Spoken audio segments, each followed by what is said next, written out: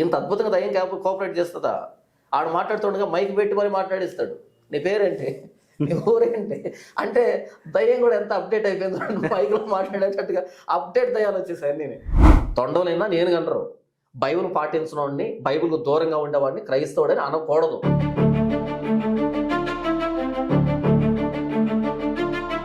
ఏ pastor అయితే దశమ భాగం ఇవ్వండి అని అంటాడు వాడికి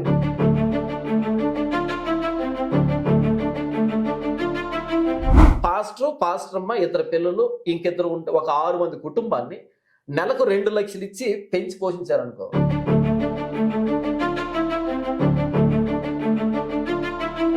అవి అయినా కానీ ప్రేయర్ చేసి తినడానికి ఏమైనా ప్రాబ్లం ఏంటి? విషాన్ని ప్రేయర్ చేసుకుని తిన్నాం అనుకోండి, ఏమవుతాం అంటే ఇప్పుడు ఎవరైతే ప్రసాదాలని చెప్పిస్తున్నారో దాని విషయంగా మీరు పరిగణిస్తారు.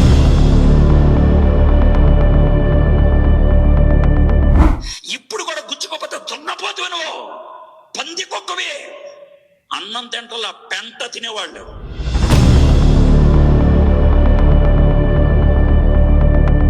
హిందూ ముసుగులో ఉన్నటువంటి మతోన్మాద భావజాలం కలిగిన వ్యక్తులు క్రైస్తవాన్ని బ్లేమ్ చేయడానికి ఇలాంటి క్లిప్పింగ్ తీసుకొని పదే పదే సమాజంలో తిప్పడం ద్వారా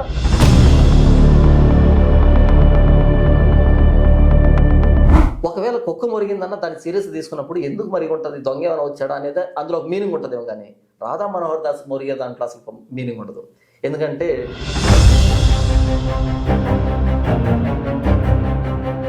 మొత్తం కొరుకొని చివరిలో కొన్ని పెట్టుకుంటాడు. దాని అర్థం ఏంటంటే ఏమీ లేదని, ఎక్కడో కొంచెం మిగిలిపోయిందని నేను అంటారు. అంటే ఆ స్టేట్మెంట్ ఏంటి, పుట్టుకతో క్రిస్టియన్ అంటే పుట్టుకతో ఎవడు క్రిస్టియన్ ఉండడు, రెండవసారి పుట్టినోడే క్రిస్టియన్ అవుతాడు.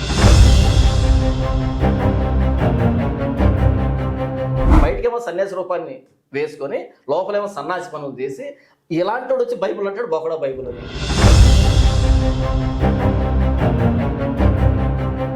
యేసు ప్రభువుని గురించి సువార్త భారతదేశంలో ప్రకటించకపోవడం వల్ల భారతదేశం భ్రష్టు పట్టిపోతుంది.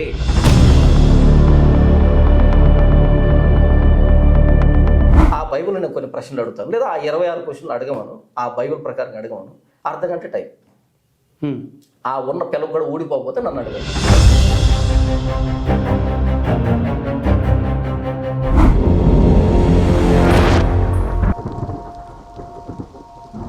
హాయ్, హలో, నమస్తే. నేను మీ అంకర్ నాగేంద్రని. ఈరోజు మనం ఒక స్పెషల్ గెస్ట్తో కలవడం జరుగుతుంది. జాన్ పాల్ గారు, నమస్తే అండి. నమస్తే నాగేంద్ర గారు, ఎలా ఉన్నారు? దేవుని దయవల్ల చాలా బాగున్నాను. క్రిస్టియన్స్, ముస్లిమ్స్, హిందూస్ వీళ్ళు ముగ్గురు కూడా ఎందుకు వాళ్ళని వాళ్ళు తక్కువ చేసుకునే విధంగా మాట్లాడుకోవచ్చు? ఇక్కడ తప్పు ఎవరిది అనేది చూసుకున్నా కానీ అక్కడ ఒకళ్ళది మాత్రం బాగా కనిపిస్తుంది. ఓకే, అది ఎవరు ఏంటనేది మనం ముందు ముందు సంభాషణలో తెలుస్తుంది. సో ముందుగా క్రిస్టియన్ మతానికి క్యాస్ట్ ఉందా?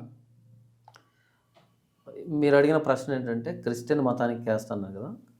క్రైస్తవం అన్నది మతం కాదు, నిజం. మతం కాదు, అది నిజం. కులం, క్యాస్ట్ అనేది అది మనుషుల మధ్య గోడలు కట్టినటువంటి ఒక విషవృక్షం. అది కులం అన్నది ఒక విషవృక్షం, భారతదేశంలో ఉన్నటువంటి విషవృక్షం. అది దీనికి క్రైస్తవానికి సంబంధం లేదు. ఓకే, బైబిల్లో ఆదికాండంలో ప్రారంభంలో దేవుడు తన స్వరూపమందు తన పోలిక చొప్పున మానవుణ్ణి చేశాడు. పురుషుని గాను స్త్రీని గాను దేవుడు చేశాడు. అలా దేవుని చేత సృష్టించబడినటువంటి మానవ జాతి తరువాతి కాలంలో ఈ కులాలన్నవి సృష్టించుకున్నాం మన భారతదేశంలో. క్రైస్తవ్యానికి కులానికి సంబంధమే లేదు. క్రైస్తవం ఎక్కడుంటే అక్కడ కులం నిర్మూలం అవుతుంది. కులం నిర్మూలం అవుతుంది మీరు అంటున్నారు. అవును, సరే, కులం లేదు కానీ డినామినేషన్స్ ఉన్నాయి కదా. డినామినేషన్ ఏంటి? ఇంతకీ పెంతెకోస్తు అని. కులానికి డినామినేషన్ సంబంధం లేదు. డినామినేషన్ అంటే అది ఒక శాఖ. మీరు ప్రార్థన చేసేది ఒకడే దేవుడు అన్నారు. అవును. ఇప్పుడు ఎట్లా అంటే యేసు ప్రభు ఒక్కడని మీరు చెప్తున్నారు. అవును, దేవుడు ఒక్కడే మొత్తం ప్రపంచానికి కూడా. అవును. సో అలా చూసుకుంటే ఇప్పుడు మీరు చెప్పిన విధంగా మనం మాట్లాడితే డినామినేషన్స్ దాన్ని సపరేట్ అని మీరు చెప్తున్నారు. కులం, సరే, కులాలు ఉండవు క్రిస్టియానిటీకి, కానీ వాళ్ళకి డినామినేషన్ ప్రకారంగా వాళ్ళ మధ్యలో కూడా పడవు. ఇప్పుడు పెంతెకోస్తు దగ్గర నుంచి మామూలు క్యాథలిక్స్ అని, ఇంకా ఇతర చాలా ఉన్నాయి. అవును ప్రొటెస్టెంట్ అని ఇంకా చాలా ఉన్నాయి, బాప్టిస్ట్ చర్చ్ అని. అవును ఇలా కొన్ని ఎట్లా అంటే మళ్ళీ వాళ్ళకి మధ్యలోనే పడవు. ఇప్పుడు ప్రేయర్ చేసేది ఒకరికే, అవును పూజించేది ఒకళ్ళే, ఒకడే దేవుడు అని మీరే చెప్తున్నారు, అవును అన్ని మీరే చెప్తున్నారు. అవును కానీ చివరికి వచ్చేసరికి జనాల్ని ఆ. మభ్యపెడుతున్నారా? ఇక్కడ ఏంటంటే డినామినేషన్లు ఉన్నాయి, నేను కాదనలే, మీకు అర్థమయ్యే విధానంలో చెబుతాను. చెప్పండి. 500 రూపాయలు నకిలీ నోట్లు తిరుగుతున్నాయి అనుకోండి సమాజంలో, దాని అర్థం 500 రూపాయలు ఒరిజినల్ నోటు లేదని కాదు. ఈ 500 రూపాయల నోటుకి విలువ ఉంది కాబట్టి దీన్ని కాపీ కొడుతూ నకిలీ నోట్లు వచ్చాయి. అలాగే ఈ డినామినేషన్లు ఏవైతే ఉన్నాయో ఈ డినామినేషన్లు ఏం చెబుతున్నాయంటే సత్యం అనేది ఒకటి ఉంది, నిజం ఉంది. ఆ నిజాన్ని సరిగ్గా బయటకు తీసుకోలేక ఒక్కొక్కరు పాయింట్ ఆఫ్ వ్యూలో ఇది నిజం అని ఒక డినామినేషను, ఇది నిజం అని ఇంకో డినామినేషను, ఇలా విడిపోయారు. అయితే అందరి చేతిలో బైబిల్ ఉంది. ఆ బైబిల్ పట్టుకున్నప్పుడు బైబిల్లో ఉన్న సత్యం, ఆ బైబిల్కు పక్కకి వెళ్ళినప్పుడు అది సత్యం కాదు. అది ఎంత పెద్ద డినామినేషన్ అయినా, ఎంత చిన్న డినామినేషన్ అయినా. బైబిల్లో డినామినేషన్ లేవు, బైబిల్ చాలా స్పష్టంగా స్ట్రైట్గా ఉంది. అయితే ఈ డినామినేషన్ పెట్టుకున్న వాళ్ళు ఏంటంటే అందరిని అంటలేదు, చాలా మట్టుకు వాళ్ళ వ్యక్తిగత స్వార్థాలని నెరవేర్చుకోవడం కోసం ఈ బైబిల్ నుంచి కొంచెం పక్కకు తీసుకొని వచ్చే ప్రయత్నం చేశారు సంఘాన్ని. ఎందుకంటే బైబిల్లో ఉన్నప్పుడు, బైబిల్ కట్టుబడినప్పుడు సంఘం అనేది ఈ స్వార్థ ప్రియులు ఎవరైతే ఉన్నారో వీళ్ళు బ్రతకలేరు. కాబట్టి అక్కడి నుంచి బయటికి తీసుకొని రావడానికి ఈ డినామినేషన్ అన్నవి చాలా మట్టుకు పుట్టించుకున్నారు. అంటే ఇప్పుడు దేవుడు ఒక్కడే, మరి ఎందుకు ఇన్ని వేల వందల సంఘాలు అనేది? సంఘం వేరు, డినామినేషన్ వేరు. సంఘం అంటే ఏంటంటే ఇప్పుడు ఉదాహరణకి ఈ హైదరాబాద్లో యేసుప్రభువుని నమ్ముకున్న ఉన్నారు, వాళ్ళు ఒక చోటుకు వస్తారు సంఘంగా, లేదా సికింద్రాబాద్లో ఒక చోటుకు వస్తారు సంఘం వేరు, డినామినేషన్ వేరు. డినామినేషన్ అంటే కంప్లీట్గా అందులో థియాలజీ డిఫరెంట్గా ఉంటుంది, సిద్ధాంతం డిఫరెంట్గా ఉంటుంది. ఉదాహరణకి క్యాథలిక్స్, ప్రొటెస్టెంట్ అనుకోండి. క్యాథలిక్స్ అనగానే ఏంటంటే సింపుల్, వాళ్ళు బైబుల్ పట్టుకున్న హైందవులు అనుకోవచ్చు అంతే, ఓకే, అంతమించి ఇంకొకటి ఏమీ లేదు. ఇప్పుడు హైందవులు ఏంటి, విగ్రహారాధన చేస్తారు. ఈ క్యాథలిక్స్ ఏంటి, వాళ్ళు కూడా విగ్రహారాధనే చేస్తారు.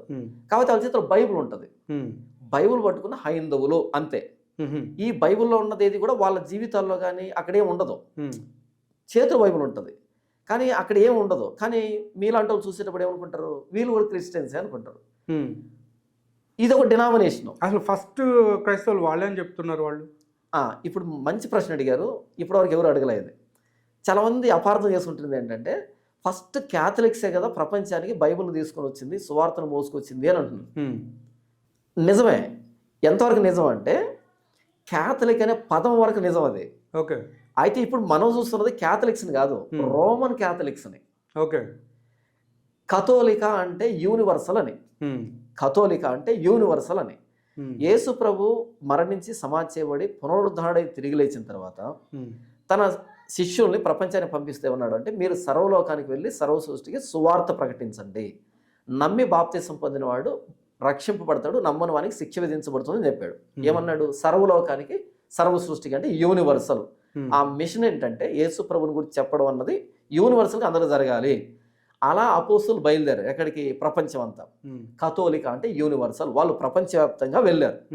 అయితే అది 300లో 330 325 ఆ ప్రాంతంలో ఏంటంటే అది రోమ్కు వెళ్ళింది. అంటే ప్రారంభ శతాబ్దంలో వెళ్ళింది. కాకపోతే ఆ 300 ప్రాంతంలో కాన్స్టంటైన్ అనే చక్రవర్తి యేసుప్రభువుని నమ్ముకోవడం, ఆయన తన సింహాసనాన్ని స్థిరపరచుకోవడం కోసం ఇటు క్రైస్తవ్యాన్ని అటు రోమన్ రిలీజియన్ రెండింటిని క్లబ్ చేయడము, ఈ రాజకీయ ఎత్తుగడ ఏదైతే చేసి కలుషితమైందో ఆ కలుషితంలో నుంచి పుట్టుకొచ్చిందే Roman Catholic mission. Okay. Roman Catholic, not Catholic. Catholic అన్నది కథోలిక యూనివర్సల్, అది ప్రపంచవ్యాప్తంగా ప్రభువైన యేసుక్రీస్తు వారి సువార్తను తీసుకుని వెళ్ళి ఎవరైనా క్యాథలిక్ అవుతాడు. కానీ ఇప్పుడు మనం మాట్లాడుతుంది ఎవరి గురించి, రోమన్ క్యాథలిక్స్ గురించి. చాలా మందికి క్యాథలిక్ కి రోమన్ క్యాథలిక్ కి తేడా తెలియదు పాపం. ఈ రోమన్ క్యాథలిక్ చూసి అందులో క్యాథలిక్ సి ఉంది కదా, సో మొట్టమొదటి తీసుకొచ్చింది క్యాథలిక్స్ అనుకుంటున్నారు. నో, మొట్టమొదటి ప్రపంచానికి స్వార్థం తీసుకునేది అపోస్తలులు ప్రపంచవ్యాప్తంగా. వాళ్ళని క్యాథలిక్స్ అనొచ్చు. ఇప్పుడు మనం మాట్లాడుతున్న విగ్రహారాధన గురించి ఎవరి గురించి? రోమన్ క్యాథలిక్స్ గురించి. వీళ్ళు బైబిల్ పట్టుకున్నటువంటి హైందవులు, విగ్రహారం చేసేటువంటి వ్యక్తులు వీళ్ళు. కాకపోతే బైబిల్ పట్టుకొని వీళ్ళు చేసే ప్రతిదీ బైబిల్ మీద చెడు అభిప్రాయాన్ని సృష్టిస్తూ ఉన్నారు. వీళ్ళు ఈ రోమన్ క్యాథలిక్స్ ఒకటి కాదు. సరే, ఇప్పుడు మీరు అంటున్నారు రోమన్ క్యాథలిక్స్ ఒకటి కాదు అని. కాదు. సరే, ఇప్పుడు మరి అలా చూసుకుంటే చాలామంది ఈ మధ్య కాలంలో కానివ్వండి, లేకపోతే ఒక 5 ఏళ్ళు ఒక 6 ఏళ్ళు వెనక్కి వెళ్దాం, ఆ టైంలో అయినా సరే చాలామంది ఒక పాస్టర్ అయితే చాలు దిమ్మ తిరిగి ఆదాయం వస్తుంది, మనం ఒక సంఘం పెట్టుకున్నామంటే చాలామంది సభ్యులు వస్తారు, మనకి దశమ భాగాలు వస్తాయి అనే ఉద్దేశంతో వాళ్ళు చేసేటువంటి జాబులను కూడా వదిలేసి ఒక చర్చ్ పెట్టుకుంటే దిమ్మ తిరిగిపోయి ఆదాయం వస్తుంది అనే ఉద్దేశంతో వాళ్ళు చర్చెస్ని నడిపే వాళ్ళు ఎంతమంది ఉన్నారంటారు మీ ఉద్దేశం? ఎక్కువ శాతం ఉన్నారు, అందరు కాదు, ఎక్కువ శాతం అయితే ఉన్నారు. ఎందుకు ఇలా రావడం జరిగిందంటే అందులో జెన్యున్ పర్సన్స్ ఉన్నారు, జెన్యున్ ఉన్నారు, వాళ్ళ గురించి నేను మాట్లాడటం లేదు. రైట్. అయితే నకిలీ వ్యక్తుల గురించి మాత్రమే మాట్లాడుతున్నాను. ఉదాహరణకి ఇవి మన సికింద్రాబాద్, హైదరాబాద్లో మీరు చూస్తూనే ఉన్నారు కార్పొరేట్ పాస్టర్లు, ఇలాంటి వాళ్ళని చూసే కదా మీలాంటి వాళ్ళు చాలామంది కూడా ప్రశ్నలు లేవదీస్తూ ఉన్నారు. బైబిల్లో ఉన్నటువంటి విషయాన్ని చెప్పకుండా, యేసు ప్రభు మరణ సమాధి పునరుద్ధానాలు ప్రకటించకుండా, సువార్త ప్రకటించకుండా కొన్ని మేలులు, క్షేమాలు, ఆశీర్వాదాలు, దీవెనలు, స్వస్థతలు, అద్భుతాలు, ఈ లోక సంబంధమైనటువంటి అభివృద్ధిని చూపించి మీరు యేసు ప్రభువును నమ్ముకుంటే ఇలా మీరు మారుతారు అనేటువంటి విధంగా వారిని మోటివేట్ ఎవరైతే చేస్తున్నారో, ఫస్ట్ ఆఫ్ ఆల్ వాళ్ళు పాస్టర్లు కాదు. అయితే మన భారతదేశం కానీ లేకపోతే మిగిలిన ప్రపంచం కానీ, ఎక్కువ మొత్తంలో భారతదేశం, మనకు దేవుడు అంటే ఎవరంటే మన కష్టంలో ఉన్నప్పుడు సహాయం చేసేవాడు దేవుడు, అంతే. Right, correct. కష్టంలో ఉన్నప్పుడు సహాయం చేయాలి, అది మనుషులైనా ఎవరైనా సరే కష్టంలో ఉన్నప్పుడు మేలు చేయాలి. రైట్. అది మంచి చెడ అనవసరం. అవును, నా కష్టం గడ్డెక్కితే వాడు దేవుడు, అంతే. చివరికి ఒక గ్లాసు మంది ఇచ్చినా సరే, సారా ఇచ్చినా సరే, ఆయన కూడా దేవుడు అనుకునేటువంటి వ్యక్తులు కూడా లేకపోలేదు, ఉన్నారు. ఇలాంటి భావజాలం కలిగినటువంటి దేవుడు అంటే సీరియస్నెస్ లేనటువంటి వ్యక్తులకి ఇక్కడికి వస్తే మీ పిల్లలు పుడతారనో ఆరోగ్యం బాగోతుందని చెప్పినప్పుడు ఆయన ఎవరైతే ఏంటి, ఆయన యేసు ప్రభు అయితే ఏంటి, ఆయన ఎక్స్ అయితే ఏంటి, జెడ్ అయితే ఏంటి, వై అయితే ఏంటి, అలాంటి భావజాలం కలిగిన వ్యక్తులు ఆ వ్యక్తి పాస్టరా కాదా, బైబుల్ చెప్తున్నాడా చెప్పట్లేదా అనవసరం వాళ్ళకి. అసలు వినరు కూడా, ఫస్ట్ ఆఫ్ ఆల్ పూర్తిగా వినరు. వాళ్ళు కూర్చుంటారు, ప్రేయర్ చేయించుకుంటారు. ఎలాగైతే ఏ గుళ్ళకో దర్గాలకు వెళ్ళినప్పుడు, దర్గా అంటే నాకు ఐడియా లేదు, గుళ్ళకు వెళ్ళినప్పుడు అక్కడ హుండీలో వేసి నాకు పలానా జరగాలి, ఇంకోసారి ఎక్కువ మొత్తం వేస్తాను, ఈ టైపు భావజాలం కలిగిన వ్యక్తులకి ఈ గుడికి ఈ చర్చికి ఏం తేడా తెలియదు. అంటే అది కలిగేలా చేస్తున్నారు పాస్టర్లు. మోసపోయేవాడు ఉన్నంతకాలం మోసం చేసేవాడు ఉండనే ఉంటాడు, మోసం చేసే ఉండనే ఉంటాడు. అసలు వీళ్ళ భావజాలంలో దేవుడు సీరియస్గా లేడు, దేవుడు అనే లేడు వీళ్ళకి. వీళ్ళ దేవుడు ఎవరు? అది చెట్టు అయితే ఏంటి, పుట్ట అయితే ఏంటి, గుడి అయితే ఏంటి, ఇంకో అనవసరం, మాకు కష్టం వచ్చింది వెళ్ళాం అంతే. ఇప్పుడు ఆ పుట్ట స్థానంలో వేసుకోమంటారు అంతే. వీడు పాస్టర్ ఏం కాదు. ఈ భూత వైద్యులు ఉన్నారు చూసావా, వీళ్ళు ఎలాగైతే రాత్రి ఉలికి పడింది బిడ్డ అనగానే అది మామూలే, పిల్లలు ఉలికి పడతారు అని చెప్పపోగా బాలగ్రహాన్ని ఆంతరం వేసి తాయెత్తేసి డబ్బు తీసుకుంటాడు. ఎగ్జాక్ట్గా వీడు కూడా అదే చేస్తాడు. ఓకే, బైబిల్లో విషయాన్ని కాకుండా వీడు సొంత అభిప్రాయాలు చెప్పే ఎవడు పాస్టర్ కాడు. బైబిల్ విషయాల మీద ఆధారపడకుండా వాడు చెప్పే మాటల మీద ఆధారపడి ఎవరు విశ్వాసులు కాదు, క్రైస్తవులు కాదు. ఇలాంటి వాళ్ళను పాస్టర్లు అనుకోవడం తప్పు. కాబట్టి ఈ మోసపోవడానికి సిద్ధంగా వీళ్ళు ఉన్నంత కాలం ఇలా సంఖ్యలో సంచేసుకుని వచ్చేటువంటి ఈ ఫేక్ నకిలీ వ్యక్తులు ఉండనే ఉంటారు. దాన్ని మనం ఆపలేం. ఇది ఆగాలి అంటే బైబిల్లో ఉన్న సారం బయటికి రావాలి కంప్లీట్గా. అప్పుడు నిజమైన క్రైస్తవం ఏంటో తెలిసినప్పుడు, యేసు ప్రభు ఎవరో తెలిసినప్పుడు ఆయన నమ్ముతారా నమ్మరా అన్నది వీళ్ళు డిసైడ్ అవుతారు. అయితే అది బయటికి రాలే. ఇప్పుడు చాలామంది, ఇప్పుడు మీరు చెప్పారు అట్లాంటి పాస్టర్ల వల్ల, అలాంటి వ్యక్తుల వల్ల, పాస్టర్లు అంటే మళ్ళీ ఎంతమందికి మనోభావాలు దెబ్బతింటేమో. సో నేను చెప్పేది ఏంటంటే కొంతమంది నకిలీ పాస్టర్లు అనే చెప్పే వాళ్ళ గురించి. సో వాళ్ళు కొంతమంది అమాయకులైనటువంటి జనాల్ని ఉమ్, ప్రలోభించి ఉమ్, వాళ్ళకి ఉన్నటువంటి కొంచెం రుగ్మతలు కానివ్వండి, ఉమ్, అప్పులు కానివ్వండి, లేకపోతే ఏదో ఒక విధంగా ఉన్నటువంటి ఉమ్, మీరు ముందు మా సంఘానికి రండి, ఉమ్, మీరు దేవుడి యొక్క ఉమ్. మిరాకల్స్ చూస్తారు అని చెప్పేసి చెప్పడం జరుగుతుంది. అవును. అలా చెప్పడం వల్ల ఉమ్, ఎంతోమంది రోగులు మెడిసిన్ కూడా తీసుకోకుండా ఉమ్, దేవుడు రక్షిస్తా అని చెప్పాడు మా పాస్టర్ గారు. ఉమ్, నేను దేవుడిని ఫాలో అయితే చాలు, ఉమ్, నేను బతికిపోతాను, ఉమ్, నా కుటుంబంతో హ్యాపీగా ఉంటాననేసి అనుకుని ఉమ్. సగంలో వాళ్ళు చాలా మంది చనిపోయిన వాళ్ళు కూడా ఉన్నారు కదా. మనకి ఎప్పుడైతే 4 అక్షరాలు రావో, మనం బస్ స్టాండ్ నిలబడుకున్నప్పుడు అది ఎక్కడికి వెళ్తుందంటే హైదరాబాద్ వెళ్తుందన్నా నమ్మాలి, బెంగళూరు వెళ్తుందన్నా నమ్మాలి, చెన్నై వెళ్తుందన్నా నమ్మాలి. మనం ఆ 4 ముక్కలు నేర్చుకుని ఉంటే ఇంకొన్ని అడగాల్సిన అక్కర్లేదు కదా. మనమే చదువుకుంటే ఇది హైదరాబాదు, వాడు తమాషా కన్నా చెన్నై వెళ్తుందని ఎక్కి కూర్చుంటాం. సముద్రం వెళ్ళిన తర్వాత చెన్నై కదా హైదరాబాద్ అని తెలుస్తుంది. ఇప్పుడు మనం వాడిని నిందిద్దామా, మనల్ని మనం నిందించుకుందామా? ఆబ్వియస్లీ ఆ 4 ముక్కలు నేర్చుకుని ఉంటే మనము ఎవడో మనల్ని చీట్ చేయాల్సిన అవసరం లేదు కదా. ఈ ఎవరైతే నాకు చర్చికి వెళ్తానో అయితే ఈ పాస్టర్ చెప్పిన మాటలు వింటానో అని అనుకుంటున్నారో, అలా వాళ్ళు ఆ బైబిల్ని చదివితే సరిపోతుంది కదా. బైబిల్ చదివితే 4 ముక్కలు తెలుసుకుంటే అసలు ఆ చర్చిల్లో ఈ మధ్య కాలంలో కానివ్వండి, ఎక్కడైనా కానివ్వండి, బైబిల్ నుంచి వాళ్ళు వాక్యాలు చెప్పడమే కానీ బైబిల్ చదవండి అని చెప్పే పాస్టర్ నేను అక్కడ చూడలేదు. ఉన్నారు. బైబిల్ చదవండి అని చెప్పే పాస్టర్లు ఉన్నారు, బైబిల్ని అర్థవంతంగా వివరించే పాస్టర్లు ఉన్నారు. అయితే అలాంటి వారికి ఆదరణ లేదు, అలాంటి వారు కనిపించట్లేదు. ఏదో అంటారు చూసారా, పెద్ద గంట మోగినప్పుడు చిన్న గంట వినపడదని. అలా ఏంటంటే ఈ ఆర్భాటాల మధ్య, ఎందుకంటే నిజమైనటువంటి పాస్టర్లు ఆర్భాటాలు చేసుకోలేరు. వర్తున్న ఎవడు కూడా వాడు ఆర్భాటం చేసుకోలేడు. ఈ వర్తలేని వాళ్ళు ఏం చేస్తున్నట్టు, అది అంటారు కదా, అన్నం ఉన్న ఆకు అనిగిమనిగి ఉంటుందంట, ఏమీ లేని ఆకు ఎగిరెగిరి పడుతుందంట. అలా ఏంటంటే వీళ్ళ ఆర్భాటాల మధ్య ఈ సత్యం అనేది కనుమరుగైంది. ఈ వచ్చేటువంటి వ్యక్తులు, క్రైస్తవంలో ఉన్న వ్యక్తులు కూడా సత్యాన్ని ప్రోత్సహించడం పక్కన పెట్టేసి ఈ అబద్ధాన్ని ప్రోత్సహించడం చేసి అబద్ధపు నీడలో నిజం కనుమరుగైంది. కాబట్టి ఈ బైబిల్ అన్నది ఇందులో ఉన్న సారం బయటకు రాని కారణం చేత ఈ అబద్ధమే ఏలుబడి చేస్తుంది.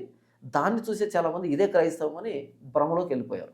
ఓకే, మీ లైఫ్లో గాస్పెల్ అనేది ఫన్నా లేదా అది సీరియస్నెస్? గాస్పెల్ అన్నది అర్థమైన భాషలో చెబుతాను. మీరు బండి మీద వెళ్తున్నారు, యాక్సిడెంట్ అయింది, చేతులు కాళ్ళు తెగిపడిపోయాయి, తలకు బలమైన గాయమైంది, రక్తం అంతా పోయింది. ఇప్పుడు మీకు అంబులెన్స్ అన్నది ఫన్నా సీరియసా? సీరియస్ కదా. అది సీరియస్ అనే పదం చిన్నది అవుతుంది అక్కడ, సీరియస్ కూడా చిన్నది అవుతుంది. ఎమర్జెన్సీ ఆ టైంలో మీకు ఇంకేం వద్దు, మీకు ఏది పనికిరాదు కూడా. ఆ టైంలో మీ ఫ్యామిలీ కూడా మీకు అనవసరం. అంబులెన్స్ అన్నది ఎమర్జెన్సీ అక్కడ, అవునా? సువార్త అన్నది మానవుడికి అంబులెన్స్, సువార్త అన్నది మానవుడికి అంబులెన్స్. ఎందుకంటే అందరం పాపులమే, నీతిమంతులు లేడు, ఒక్కడు లేడు, అందరం పాపులమే. నేను పాపినే, మీరు పాపే. అయితే ఏ క్షణాన్ని కన్ను మూసినా సరే మనం నిలబడాల్సింది పరిశుద్ధుడైన దేవుని ఎదుట. ఆయన పరిశుద్ధుడు, మనం పాపులమే. ఒక్కసారి మరణించిన తర్వాత పాపైన మానవుడు పరిశుద్ధుడైన దేవుని ఎదుట నిలవబడ్డం అంటే మామూలు విషయం కాదు. అది ఎలాగుంటుందంటే, సింహం ఎదురుగా కుందేలు నిలబడితే దాని పరిస్థితి ఏంటి? సింహం ఎదురుగా కుందేలు నిలబడడం అన్నది ఎంత భయానకమైన విషయమో, పాపైన మానవుడు పరిశుద్ధుడైన దేవుని ఎదుట నిలబడడం అంత భయంకరమైనటువంటి విషయం. అదే సింహం ఎదురుగా సింహం పిల్ల నిలబడాలనుకో ఎలాగుంటుంది? భయపడదు. సింహం పిల్ల సింహం ఎదురుగా నిలవబడుతుంది, భయపడదు. కారణం ఏంటంటే రెండు ఒకే జాతి, దాని బిడ్డ కాబట్టి. సువార్త అన్నది ఏం చేస్తుందంటే ఈ కుందేలును కాస్త సింహం పిల్లగా మారుస్తుంది. అంటే అర్థం ఏంటంటే పాపైన మానవుడిని ఉచితమైన పరిశుద్ధుడిగా చేస్తుంది సువార్త, ప్రభువైన యేసుక్రీస్తు వారి శిలువ త్యాగం అనేది. ఇప్పుడు ఆ పరిశుద్ధుడైన దేవుని ఎదురుగా నేను ఎలా నిలబడతానంటే పరిశుద్ధంగా నిలబడతాను. ఇప్పుడు ఆయన నాకు శత్రువు కాదు, ఆయన ఉగ్రత నా మీద పడదు, నేను ఆయన బిడ్డను అవుతాను. సువార్త అన్నది పాపైన మానవుడికి అంబులెన్స్ లాంటిది. ఓకే, సో ఎవరైతే అడిగారో ఆ పర్సన్కి ఆన్సర్ వెళ్ళిపోయి ఉంటుంది. ఎందుకంటే గాస్పెల్ ఫన్ అనుకోమనేసి చెప్పిన ఆ పర్సన్కి స్పెషల్ అనమాట. ఎవరు చెప్పారన్నమాట? ఒక అతను ఉన్నారులేండి, ఒక ఆయన అన్నారు. సరే, ఎనీవే, ఇప్పుడు మనం దీనిలోకి వెళ్ళిపోతాం. మరి అలా చూసుకుంటే భారతదేశం అనేది ఒక లౌకికవాదం. అలాంటి దేశంలో పాస్టర్లు కానివ్వండి, లేకపోతే వేరే ఎట్లా అంటే ఫాలోవర్స్ అయిన వాళ్ళు కానివ్వండి, ఉమ్, కొలిచేటువంటి దేవతల దగ్గరికి వెళ్ళి, ఉమ్, దేవుడి గుళ్ళకు వెళ్ళి ఉమ్. అక్కడ ప్రీచింగ్ చేయడం అనేది ఎంతవరకు కరెక్ట్ అంటారు? మనం భారతదేశంలో ఉన్నాం. మన భారతదేశానికి రాజ్యాంగం ఉంది. ప్రతి ఒక్కరు కూడా రాజ్యాంగానికి కట్టుబడి జీవించాలి. రాజ్యాంగం ప్రతి మతానికి సమానత్వం ఇచ్చింది. ఎవరు ఏ మతాన్నైనా స్వీకరించవచ్చు, దాన్ని పాటించవచ్చు, దాన్ని ప్రచారం చేసుకోవచ్చు, దాన్ని వ్యాప్తి చెందించుకోవచ్చు. ఇది రాజ్యాంగం ఇచ్చినటువంటి హక్కు. అయితే ఈ క్రమంలో నా విశ్వాసాన్ని నేను పాటించే క్రమంలో మీ విశ్వాసాన్ని దెబ్బతీయడం అన్నది నాకు రాజ్యాంగం హక్కు ఇవ్వలే. నా బైబిల్ ఉన్న విషయాలని నా చర్చిలో లేదా నా క్రిస్టియన్ కమ్యూనిటీలో నేను ఎంతైనా మాట్లాడుకుంటాను. రాజ్యాంగం నాకు ఇచ్చిన హక్కు. కానీ మీ గుడి దగ్గరకు వచ్చో, మీ మసీద్ దగ్గరకు వచ్చో, మీ విశ్వాసం దెబ్బతినే చోటుకు వచ్చి అక్కడ మాట్లాడడం అన్నది రాజ్యాంగం ఇచ్చినటువంటి హక్కు కాదు. అంతెందుకు, మొన్న మా ప్రాంతంలో ఒక చిన్న గొడవ జరిగింది. ఆ గొడవ ఏంటంటే, అక్కడ ఒక మసీద్ ఉంది. ఆ మసీదు మీదుగా కొంతమంది అయ్యప్ప స్వామి మాల వేసుకున్న వాళ్ళు వెళ్ళాలి, ఒక యాత్ర ఏదో చేస్తారు. ఈ క్రమంలో ఏంటంటే ఆ మసీదులో ఉన్న వ్యక్తులు వచ్చి పోలీసుల దగ్గరకు వచ్చి, మేము పలానప్పుడు కోర్టులో పెట్టుకున్నాం, మాకు కోర్టు అనుమతి ఇచ్చింది ఏంటంటే మా మసీదుకి ఇంత దూరం వరకు ఇక వేరే మతస్థులు వారి భక్తికి సంబంధించి చేయకూడదని మేము ఎప్పుడో కోర్టులో తెచ్చుకున్నామని చూపించారు. వెంటనే పోలీసులు ఏం చేశారు, వాళ్ళని నిలువరించి వాళ్ళకు పర్మిషన్ ఉంది కాబట్టి మీరు అక్కడి నుంచి వెళ్ళకూడదు, అక్కడ మీరు ఏం చేయకూడదు అని చెప్పారు. వాళ్ళు అటువైపు. ఇది మంచి సంప్రదాయం. వాళ్ళు నమ్ముతున్నారా వీళ్ళు నమ్ముతున్నారా అన్నది కాదు. ఇక్కడ కాదు, గవర్నమెంట్ మనకి ఏం చెప్పిందంటే, ఇక్కడ గుడి ఉంది కదా, ఈ చుట్టుపక్కల ఈ యాక్టివిటీ చేయకూడదు, ఇక్కడ చర్చ్ ఉంది కదా, ఈ చుట్టుపక్కల ఇలాంటి యాక్టివిటీ చేయకూడదు, ఇక్కడ మసీద్ ఉంది దానికి అగేన్స్ట్గా ఇది చేయకూడదు అన్నది గవర్నమెంట్ మనకి ఇచ్చినటువంటి ఒక పరిధి. దాన్ని గౌరవిస్తూ నా భక్తిని నేను చేసుకున్నప్పుడు, మీ భక్తిని మీరు చేసుకున్నప్పుడు మంచిది. నిజంగా ప్రభువైన యేసుక్రీస్తు వారిని గౌరవించే ఏ క్రైస్తవుడు కూడా ఇతర మతాల ప్రార్థనా స్థలాల దగ్గరికి వెళ్ళి అక్కడ సువార్త చేసే ప్రయత్నం చేయడు. రాజ్యాంగానికి కట్టుబడి ఇతర మతాలని గౌరవిస్తూనే రాజ్యాంగ పరిధిలోనే బైబిల్ ప్రకటించేటువంటి ప్రయత్నం చేస్తాడు. చర్చిలో సువార్త చేసుకోవచ్చు, లేదా క్రిస్టియన్ కమ్యూనిటీలో చేసుకోవచ్చు తప్ప వారి ప్రార్థనా స్థలాల దగ్గరికి వెళ్ళి చేయడం అన్నది పూర్తిగానే ఖండిస్తున్నాను. బైబిల్ కూడా దాన్ని ఖండిస్తూ ఉంది. అదేవిధంగా హిందువుల మనోభావాలు దెబ్బతీసే విధంగానే కాకుండా, ఇప్పుడు పిల్లలు స్కూల్ చదువుకుంటూ ఉంటారు. ఆ స్కూల్స్ బయట సరిగ్గా స్కూల్ వదిలే టైంలో వాళ్ళు అక్కడికి వెళ్ళి రవి హృదయం అని, ఇంకా వేరే ఇతర బుక్స్, విద్యార్థి జ్వాల అని, ఇట్లాంటి బుక్స్ అన్నీ కూడా ఆ చిన్న పిల్లలు మనస్తత్వానికి ఎట్లా అంటే మనసులో నాటుకుపోయే విధంగా అక్కడ ఇవ్వడం, ఒక దగ్గర 4-5 కూడికి చేసుకుని అక్కడ ఇవ్వడం అనేది ఎంతవరకు కరెక్ట్ అంటారు? అంటే ఇది ట్రాక్స్ పంచడం, పాంప్లెట్స్ పంచడం, చిన్న చిన్న పుస్తకాలు ఇవ్వడం, బైబిల్స్ కూడా ఇస్తున్నారు, బైబిల్స్ ఇవ్వడం, అదేం తప్పు. స్కూల్స్లోకి వెళ్ళి కూడా అదే తప్పు కాదు. ఎట్లా అండి? ఎందుకు అంటే, ఇప్పుడు చాలా అడ్వర్టైజ్మెంట్స్ ఇస్తున్నాం. పిల్లలు పెద్దలు కాదు, హాస్పిటల్ ఓపెన్ అయినప్పుడు, లేకపోతే షాపింగ్ మాల్ ఓపెన్ అయినప్పుడు, లేకపోతే జాతరను ఏదో మొత్తానికి అడ్వర్టైజ్మెంట్ అన్నది పాంప్లెట్స్ రూపంలో, చిన్న చిన్న ఈ బుక్లెట్స్ రూపంలో జరుగుతూ ఉంది. ఇక్కడ యేసు ప్రభుని తెలుసుకోండి అనే దానికి చిన్నపిల్లలకి ఎలాంటి విధానంలో చెప్పాలి, పెద్దలకి ఎలాంటి విధానం చెప్పాలన్నది ఎవరో రాశారు, దాన్ని పంచుతున్నారు. అది కంపల్షన్ కాదు, అంటే వాళ్ళు తీసుకోవాలి ఖచ్చితంగా. అంటే స్కూల్కి వెళ్ళి కూడా, స్కూళ్ళల్లో కూడా బైబిల్ గురించి స్కూళ్ళల్లో కాదు నేను అంటున్నది, స్కూల్ బయట. ఓకే, బయట వచ్చినప్పుడు దారి పక్కన పంచడం అనేది అది జరుగుతుంది. ఇంకా స్కూల్లోకి వెళ్ళి కూడా చెప్పడం జరుగుతుంది. స్కూల్లోకి వెళ్ళి చెప్పడం అన్నది అది రాజ్యాంగం ఒప్పుకోదు. ఎందుకంటే స్కూల్ అన్నది అది ఆధ్యాత్మికమైనది కాదు, అది అన్ని మతాలు సమానంగా ఉండేటువంటి ప్రాంతం. అది అక్కడికి వెళ్ళి ఇలా చెప్పడం అన్నది నేను ఒప్పుకోను, బైబిల్ కూడా దాన్ని సమర్థించదు. రీసెంట్లీ మీకు ఒక విషయం తెలిసి ఉంటుంది, తిరుపతిలో ఒక ఇంజనీరింగ్ కాలేజ్ అనుకుంటుంది, అందులో చెంగయ్య గారు అని చెప్పేసి ఒక ఆయన కూడా ఉన్నారు. ఆయన ఆ కాలేజ్లో మత బోధన చేయడం అనేది ఎంతవరకు కరెక్ట్ అంటారు? మరి నేను ఆ ఇన్సిడెంట్ చూడలేదు, అదేంటో నాకు తెలియదు అసలు. చెంగయ్య గారు ఏం చేస్తుంటే ఆయన ఆడియో కాల్ కూడా బయటకు వచ్చి, ఎవరో స్టూడెంట్స్ రికార్డ్ చేశారు, నాకు తెలియదు. కానీ అలా చేయడం తప్ప రైట్? అది చెప్పారు మీరు అన్నదాన్ని బట్టి నేను ఇక్కడ చెప్పలేను, అది నాకు దాని మీద అవగాహన లేదు. ఆయన ఇంతకీ ఏం చేశారు? కానీ అక్కడ నేను చెప్తున్నాను, నేను చూశాను, నేను విన్నాను. ఇంకొకటి ఏంటంటే మెయిన్ థింగ్ ఇక్కడ ఇంకొకటి కూడా జరిగింది. ఎక్కడంటే ఆయన ఉన్నటువంటి ఏదైతే క్యాబిన్ ఉందో ఆ దానిలో మామూలుగా దేవుడికి సంబంధించిన కొన్ని వాక్యాలు కానివ్వండి, ఉమ్. అవన్నీ కూడా పెట్టడం జరిగింది. అలా పెట్టుకోవడం కూడా తప్పే కదా అక్కడ? తప్పేంటది? ఆయన క్యాబిన్ అని మీరే చెప్పారు. హ్మ్. ఆయన క్యాబిన్ ఆయన అంటే పెట్టుకుంటాడు. ఆయన క్యాబిన్ అంటే మరి ఇప్పుడు అది తిరుపతి ఒకటి సంబంధించినటువంటి కాలేజ్ కదా? అలా కాదు. హ్మ్. నిన్ననే షాపింగ్ మాల్ ఓపెన్ అయింది మా హ్మ్. ఏరియాలో. హ్మ్. పెద్ద షాపింగ్ మాల్ ఓపెన్ అయితే వెళ్ళాను. హ్మ్. చూద్దామని వెళ్ళాను. ఎంట్రన్స్ లోనే పెద్ద విగ్రహం ఒకటి ఉంది. హ్మ్. హైందవ విగ్రహం ఉంటుంది. అక్కడికి ముస్లిమ్స్ వచ్చారు, క్రిస్టియన్స్ వచ్చారు, హైందవులు ఉన్నారు, నాస్తికులు, హేతువాదులు కూడా వస్తారు అక్కడికి. దాంతో ప్రాబ్లం లేదు ఎవరికి. ఆ షాపింగ్ మాల్ కట్టుకున్న వ్యక్తి విశ్వాసవాది పెట్టుకున్నాడు. హ్మ్. మిగతా వాళ్ళు షాపింగ్ చేయడానికి వెళ్ళారు. హ్మ్. ఇప్పుడు ఈ ప్రొఫెసర్ ఎవరైతే ఉన్నారో లేకపోతే ఆయన ఎవరైతే ఉన్నారో ఆయన విశ్వాసం ఆయన క్యాబిన్‌లో ఆయన పెట్టుకున్నాడు. కాలేజీలో అలా చేయడం తప్పు కదా? ఇప్పుడు వినండి. విద్యా అయితే సంస్థల్లో ఒక మాట విద్యా సంస్థ అని మీరు అన్నప్పుడు శ్రీ సాయి ఇంజినీరింగ్ కాలేజ్ అని శ్రీ సాయి అంటే ఎవరు ఇంతకి? వాళ్ళ ఇంట్లో ఎవరో ఒకరి పేరు కావచ్చు.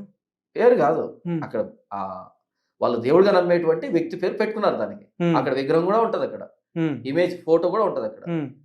కాబట్టి అది మరి విద్యాలయానికి అది పెట్టడం ఏంటి? ఇక్కడేంటంటే ఆ ప్రొఫెసర్ వ్యక్తిగత విశ్వాసం అది. హ్మ్. ఆయన క్యాబిన్‌లో పెట్టుకున్నాడు ఆయన. ఆయన క్యాబిన్‌లో పెట్టుకున్నాడు. విషయమేం కాదది. అయితే వేరేదే. ఈ మధ్య ఈ మతం రంగు పులుముకొని వచ్చినటువంటి కొంతమంది మతోన్మాద భావజాలం కలిగిన వ్యక్తులు ఎవరైతే ఉన్నారో క్రిస్టియన్స్‌ని టార్గెట్ చేయడం స్టార్ట్ చేశారు. హ్మ్.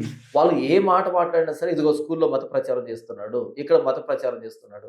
మత ప్రచారం ఎందుకు అవుతది? మనం వీధిలో వెళ్తున్నప్పుడు శ్లోకాలు వినబడుతూ ఉంటాయి. భగవద్గీత శ్లోకాలు. అదే మత ప్రచారం కాదే. వాళ్ళు పెట్టుకున్నారు మనం వింటున్నాం. అదే చర్చిలో నుంచి ఏదైనా వినబడినప్పుడు మత ప్రచారం. లేతే హైందవులు ఏదన్నా ఉన్నారు. ఏదో పాఠం చెప్పేటప్పుడు మనం చేసుకున్నది అది మన కర్మ అనుభవించాలి అని ఒక మాట అన్నప్పుడు పాఠం మధ్యలో మత ప్రచారం కాదది. ఒక విషయాన్ని చెప్పాడు. అలా ఒక క్రిస్టియన్ ప్రొఫెసర్ అనకూడదా? అది మత నా ప్రచారం. టెస్టిమనీ నేను బేర్ చేస్తున్నాను. మీరు అవును. వినండి. అవును. మీరు కూడా మారండి అని యాహ్! చెప్పడం తప్పు అంటే కదా? ఆయన ఏ సందర్భంలో చెప్పాడని నాకు తెలీదు. నేను హ్మ్. దాన్ని అదే చూడలేదు. తెలీదు కాబట్టి నేను మాట్లాడలేకపోతున్నా. టీచర్‌ని. హ్మ్. నేను గతంలో టీచింగ్ చేశాను. హ్మ్. ఖాళీ సమయం లీజర్ అవర్ వచ్చినప్పుడు అప్పటికి సబ్జెక్ట్ చెప్పుంటాం. తర్వాత లీజర్ అవర్ వచ్చినప్పుడు మరలా సబ్జెక్ట్ కంటిన్యూ చేసినప్పుడు పిల్లాడు వినడు. హ్మ్. వాడి మైండ్ తీసుకోదు. 45 మినిట్స్‌కి మించి వాడి మైండ్ తీసుకోదు. కాబట్టి అంటే వాడికి ఏదైనా వర్క్ ఇవ్వడం, వాడిని చదివిపించడం ఇలాంటి కొన్ని యాక్టివిటీస్ చేయిస్తాం అన్నమాట. ఆ సమయంలో కొంతమంది ఉత్సాహం ఉండేటువంటి పిల్లలు వచ్చి, "సార్ మీరు క్రిస్టియన్ కదా సార్! మీరు యేసు ప్రభు గురించి చెప్తారు కదా సార్! చెప్పండి సార్ యేసు ప్రభు గురించి ఏంటి? ఆయన ప్రత్యేకత ఏంటి? మిగిలినటువంటి దేవునితో పోల్చుకుంటే ఆయన ఎవరని?" పిల్లలు అడిగేవాళ్ళు నన్ను. అది అడిగినప్పుడు చెప్పడం వేరు. లే. అంటే అడిగేవాళ్ళు అప్పుడు నేను చెప్పేవాడిని.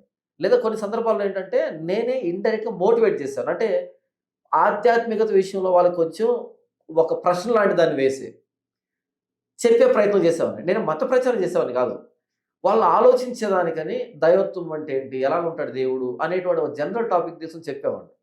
హ్మ్. అదే మత ప్రచారం కాదు. ఇప్పుడు నేను నా బిడ్డకి చెబుతాను. నేను ఏదైతే మంచని అనుకుంటున్నానో, నిజం అనుకుంటున్నానో, దాన్ని నా బిడ్డకి నేను చెప్పాల్సిన బాధ్యత నా మీద ఉంది. అలాగే నా స్టూడెంట్స్ ఉన్నారు గదా! నేను ఏదైతే నిజమని నమ్ముతున్నానో, వాళ్ళకి నేను చెప్పాల్సిన బాధ్యత నా మీద ఉంది. అయితే అదే పనిగా వాళ్ళు వినకుండా వాళ్ళు వ్యతిరేకిస్తున్నా నేను చెప్పను. కంపల్షన్ కాదది. నాకు మంచి అనిపించి చెబుతాను. వింటే వింటాను లేకపోతే లేదు. అది కూడా ఆ సందర్భాన్ని బట్టి, సమయాన్ని బట్టి, అక్కడ చెప్పేదానికి అవకాశం ఉందా?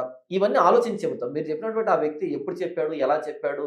ఆహ్, ఇదంతా నాకు తెలీదు గాబట్టి అదే మీకు తెలీదన్నారు కాబట్టి నేను కూడా ఏంటంటే దాని గురించి గట్టిగా అడగలేకపోతున్నాను కాబట్టి ఇప్పుడు వేరే చర్చెస్ ఇప్పుడు సంఘాలనేది చాలామంది పెట్టడం జరిగింది. సో, ఆ సంఘాల్లో నాకు అర్థం కానిదేంటంటే ఇప్పుడు బైబిల్‌లో ఏమైనా రాసుందా? వాళ్ళు బొట్టు పెట్టుకొని వెళ్ళకూడదు. లేదా దశమ భాగం కంటే ఎక్కువగా ఇవ్వండి. హ్మ్. దశమ భాగం కూడా కొంతమంది తగ్గిచ్చిస్తున్నారు. హ్మ్. అవన్నీ మాటలు మాట్లాడడం ఎంతవరకు కరెక్ట్ అంటారు? ఇక్కడ నేను మొదట బొట్టు అన్నారు గదా! హ్మ్. బొట్టు అన్నది పెట్టుకోకూడదని బైబిల్‌లో రాసి ఉందా అని హ్మ్. మీరన్నారు గదా! ఫస్ట్ ఆఫ్ ఆల్ నేను బొట్టు పెట్టుకోవచ్చా? పెట్టుకోకూడదా? అన్నది కాస్త పక్కన పెట్టి, నేనొక క్రిస్టియన్‌ని. నేను ఎంతసేపు ఉన్నా సరే దేన్ని బట్టి బ్రతుకుతాను. నా జీవన ప్రమాణం దేని మీద ఆధారపడి ఉంటదంటే బైబిల్ మీద ఆధారపడి ఉంటది. బైబిల్ నా స్టాండర్డ్. అది నా స్కేల్. దాన్ని దాటి బయటికి వెళ్ళకూడదు ఒక క్రిస్టియన్‌గా. బొట్టు అనేది ఒక క్రైస్తవ స్త్రీ పెట్టుకోవచ్చా అన్నదానికొస్తే, క్రైస్తవ స్త్రీ అంటే బైబిల్ ప్రమాణం మీద ఆధారపడి జీవించాలి. బైబిల్‌లో ఏం రాయబడిందంటే, అన్య సంప్రదాయాలు ఆచరించకూడదు. హ్మ్. అన్య దేవతలకు సంబంధించిన పద్ధతుల్లో విగ్రహారాధన చేయకూడదు. దేవుడైన యెహోవా తప్ప, లేదా Hmm. ప్రభువైన యేసుక్రీస్తు తప్ప ఇంకో దైవత్వంగా భావించేటువంటి ఎవరిని కూడా పరిగణలో తీసుకోకూడదు అనేది బైబిల్ చెప్పినటువంటి విషయం. ఓకే. నేను క్రైస్తవుని కాబట్టి నేను దాన్ని ఫాలో అవుతాను. యెహోవాకు సంబంధం లేని ఏ ఆచారాన్ని కూడా నేను పాటించను. అది ఎంత పెద్దదైనా ఎంత చిన్నదైనా నాకు అనవసరం. ఎందుకంటే నేను క్రైస్తవుని కాబట్టి నేను నా బైబిల్ గౌరవిస్తాను.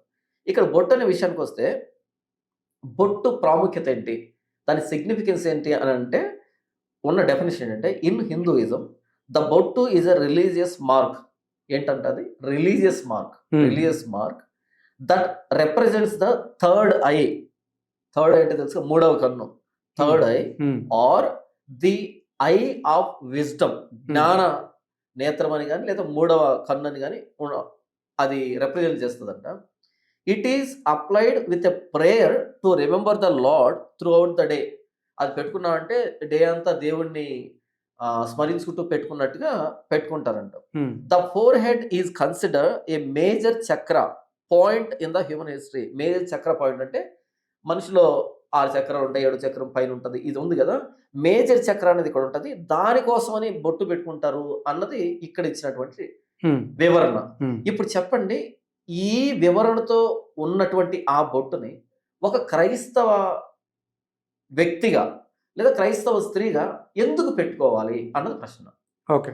నా ప్రమాణం బైబిల్ అయినప్పుడు నా బైబిల్కు బయట ఉన్నటువంటి దాన్ని ఎందుకు పెట్టుకోవాలి, అది ఎవరు గౌరవించే. ఇప్పుడు బైబిల్లో ఉందా అని నేను అడిగాను మిమ్మల్ని. నేను దానికే చెప్పాను. ఇప్పుడు ఇది బైబిల్లో చూసి చెప్పారా లేకపోతే ఇక్కడ బొట్టు అనేది డెఫినేషన్ చదివాను. చదివాను. ఈ డెఫినేషన్ ఏంటి, ఇది హైందవ సంప్రదాయ, హైందవ religious practice, Hindu religious practice ఇది. అంటే బైబిల్ కాదు కదా, అపార్ట్ ఫ్రమ్ బైబిల్, అది బైబిల్ బయట కదా. బైబిల్ బయట ఉన్న దేన్ని కూడా క్రైస్తవుడు చేయకూడదు, క్రైస్తవ స్త్రీ చేయకూడదు. కాబట్టి క్రైస్తవులు బొట్టు పెట్టుకోరు అన్నది మొదటిది. ఓకే. ఇక రెండవది, అయితే ఇక్కడ ఇంకో మాట చెప్పాలి నేను. ఒక వ్యక్తి హైందవ నుంచి, ఒక స్త్రీ హైందవ నుంచి చర్చికి వచ్చి కూర్చుంది, కూర్చోగానే బొట్టు తీసి అది తీసి ఇది తీసి అని ఒక పాస్టర్ చెప్పడం అన్నది ఎక్స్ట్రీమ్ అవుతుంది. ఎందుకంటే మొదట తనకి సువార్త అంటే ఏంటో తెలియాలి. రైట్. యేసు ప్రభు ఎవరన్నది తనకు తెలిసినప్పుడు, రుచించినప్పుడు, తెలియకుండానే తనకై తను తీసింది అనుకోండి, అప్పుడు ఈ పాస్టర్ సక్సెస్ అయినట్టు, లేదా ఈ క్రైస్తవ భావజాలం తనకు అబ్బినట్టు. అలా కాకుండా ఇదొక మతంలాగా భావించి నువ్వు ఇక్కడికి వచ్చేవాటి ఇది తీసేయాలి అన్నప్పుడు తన మనసులో ఆ నిర్ధారణ లేకుండా తను తీసేసినప్పుడు, తీసినావంటే తీకున్నావంటే, అలాంటి పద్ధతులు నేర్పించడం కాదు క్రైస్తవం అంటే. దాని వెనకాల ఉన్న నిజం ఏంటి అని చెప్పు, మన క్రైస్తవం ఏంటని చెప్పు, అది అర్థమైనప్పుడు వాళ్ళు తీస్తారా తీరా వాళ్ళ ఇష్టం. ఇప్పుడు నేను ఇందాక మీరు అన్నారు థర్డ్ ఐ అనేసి అన్నారు. థర్డ్ ఐ అనేది మామూలుగా ఇట్స్ కన్సిడర్ టు శివ అని మాత్రం మనం చెప్పొచ్చు. కానీ ఇప్పుడు మీరు ఇంకోటి కూడా అన్నారు, విజ్డమ్ ది సంథింగ్ ఏదో నేత్రం, జ్ఞాన నేత్రం అని కూడా చెప్పారు. మరి ఇప్పుడు జ్ఞాన నేత్రం అనేది అది మంచి విషయమే. ఇదేంటంటే it's not religious to Hindu ధర్మ.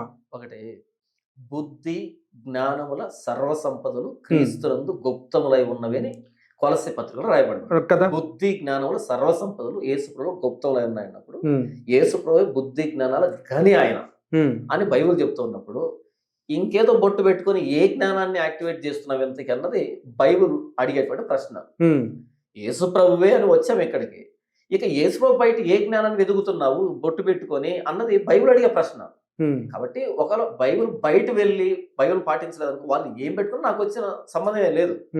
బైబిల్ పట్టుకున్నప్పుడు ఇక మిగతా వాటి జోలికి చూడకూడదు, అంతే అంతే.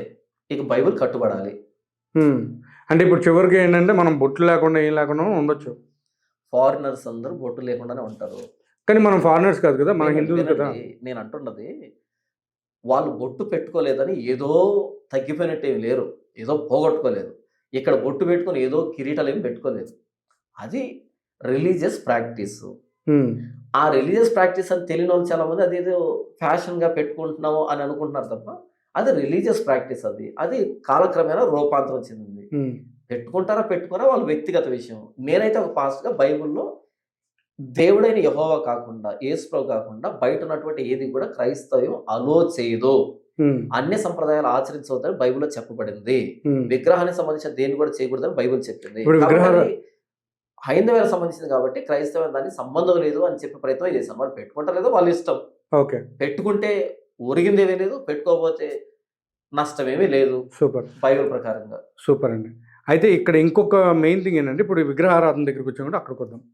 ఇప్పుడు విగ్రహారాధన చేసినటువంటి అంటే పూజలు చేసిన తర్వాత వాళ్ళు పెట్టేటువంటి ఏదైతే నైవేద్యం అనేసి అంటూ ఉంటారో అది మనం అంటే ఐ మీన్ క్రిస్టియన్స్ అనేవాళ్ళు ఎవరు కూడా తీసుకోబడరు, అంటే తీసుకోవడానికి వీలు లేదు, తీసుకుంటే వాళ్ళు అసలైన క్రిస్టియన్స్ కాదు అని మాట్లాడుతున్నారు. అవును. అసలు విగ్రహాలకి ప్రాణం ఉంటుందంటారా? విగ్రహం అంటే ఏమంటారు, విగ్రహం అంటే మనిషి చేత చెక్కబడినటువంటి ఒక రూపం. అది మనిషి చెక్కితే కానీ అది రూపం రాలే, మరి దాని ప్రాణం ఎలా ఎక్స్పెక్ట్ చేస్తాం? మరి విగ్రహారాధన ఐ మీన్ విగ్రహాలు ప్రాణం లేదని మీరే అంటున్నారు. అవును. మరి దానికి పెట్టినటువంటి ఏదైతే నైవేద్యం ఉందో అది మీరు ఎందుకు స్వీకరించరు? ఓకే, విగ్రహాలు పెట్టిన దాని నైవేద్యాన్ని మేము ఎందుకు స్వీకరించాం అని అంటే దాంట్లో ప్రాణం ఉంది ప్రాణం లేదు అనే దాన్ని బట్టిగా మేము స్వీకరించనది. బైబిల్ ఏం చెప్పిందంటే విగ్రహారాధనకు దూరంగా ఉండండి అని చెప్పింది, విగ్రహాలకు దూరంగా ఉండండి అని చెప్పింది. ఎందుకు చెప్పిందో చెప్తాను వినండి. మనల్ని ఇప్పుడు మానవుడిని చేసిన దేవుడు తన స్వరూపం తన పోలిక చొప్పున మానవుడిని చేశాడు.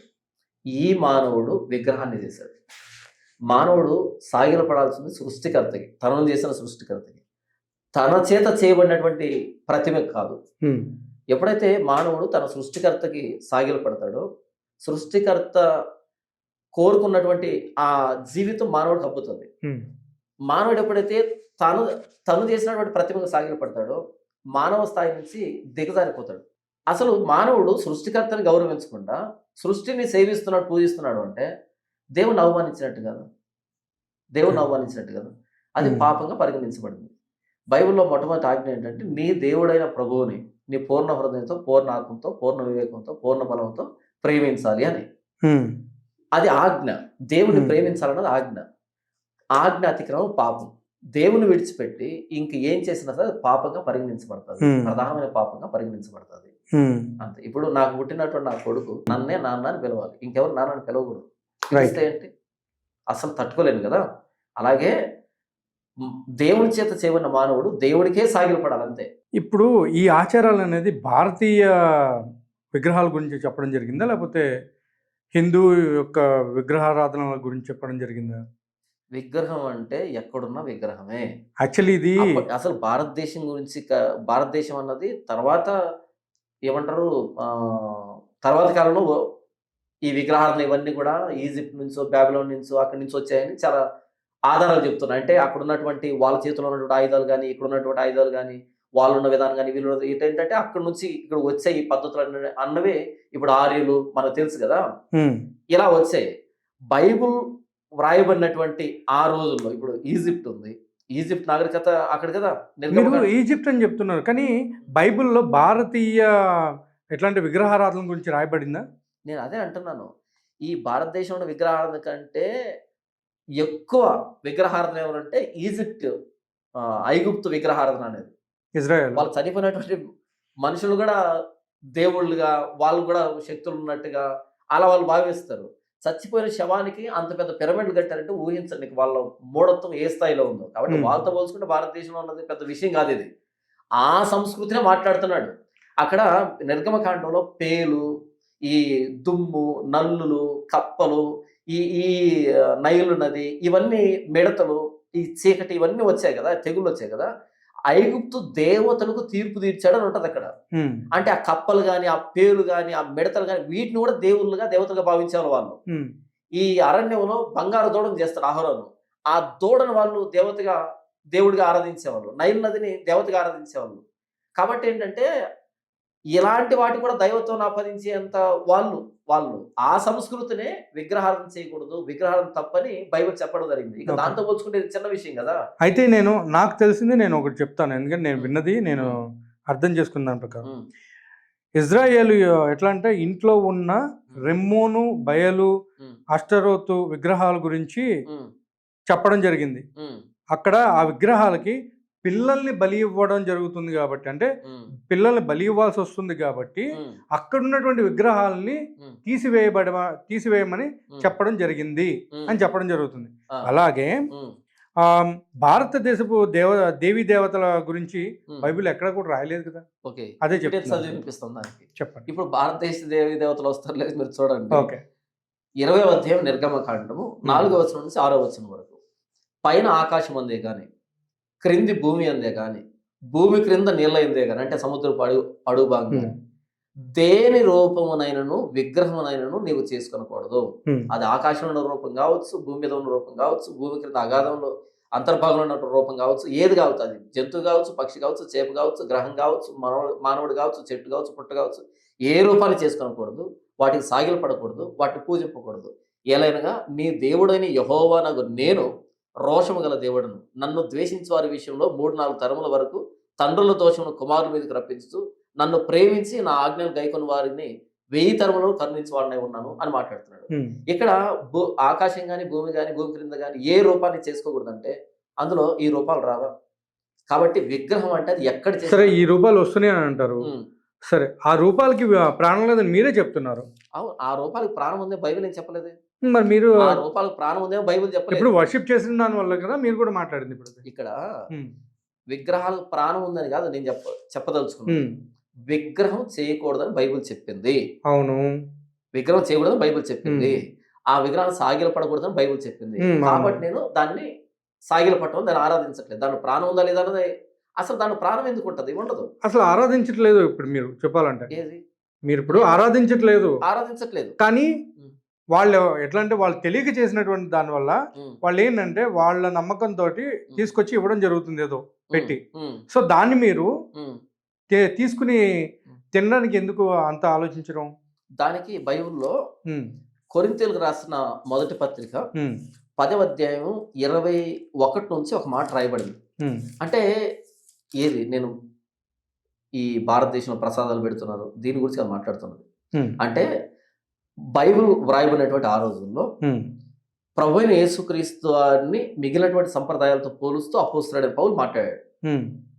అంటే క్రైస్తవుడు యేసు ప్రభువులో కాకుండా బయటికి వెళ్ళకూడదు అనే దానికి అలా చెబుతూ ఆయన వాడినటువంటి పదాన్ని నీకు చెబుతున్నాను.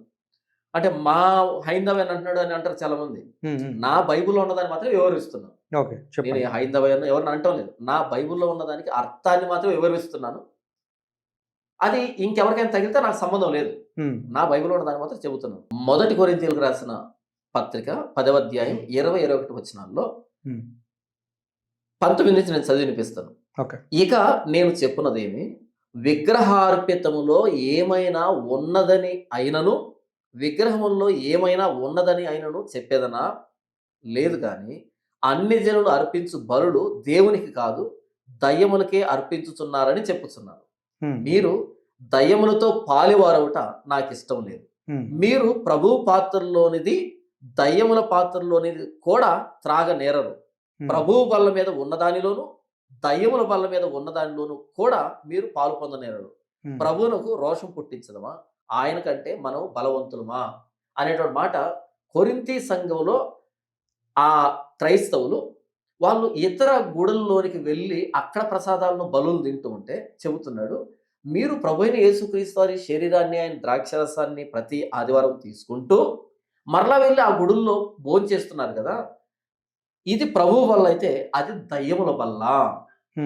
దేవుని బల్లలో చేవేస్తూ దయ్యముల బల్లలో చేవేస్తున్నారు అంటే దేవుడికి రోషం పుట్టిస్తున్నారు కదా. మనం ప్రభువు కంటే బలవంతులు, ఆయన రోషం పుట్టిద్దామా అని మాట్లాడుతున్నా అంటే ప్రసాదం కూడా అన్న ఆయన దాని ప్రసాదం అనలా దయ్యముల బల్ల అని పిలిచాడు. దయ్యముల బల్ల. ఒక్కసారి ప్రభువైన యేసుక్రీస్తు బయట ఉన్నదాన్ని దయ్యముల బల్ల అని బైబిల్ చెప్పినప్పుడు ఇక నేను ఎందుకు తీసుకుంటాను దాన్ని?